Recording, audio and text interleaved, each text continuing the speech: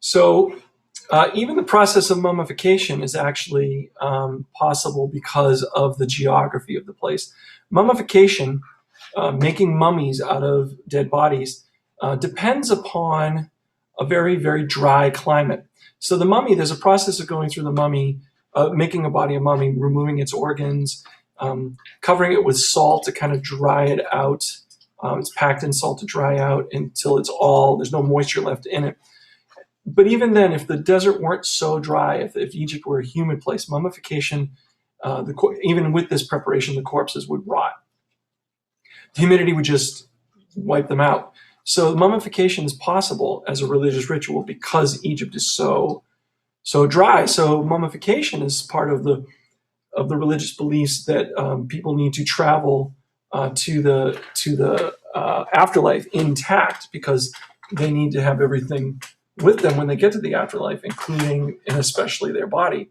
So this process here is central to making sure that people are intact.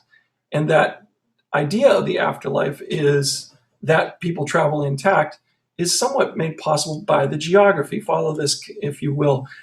The dryness of the desert climate allows mummification as a possibility.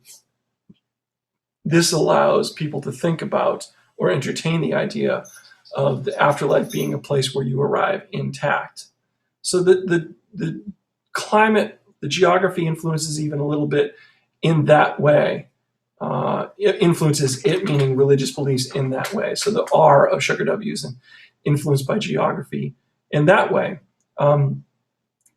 We see here in all these images here lots of furniture being carried to the tomb. This is an example of the burial of a wealthy Egyptian. They obviously have lots of stuff, lots of material to put in the tomb so they can live in comfort after death. Okay, so again, a little bit of the mummification process. We don't need to necessarily know the details of mummification, but it is important that we think about that mummification is a religious ritual that's possible because of the climate.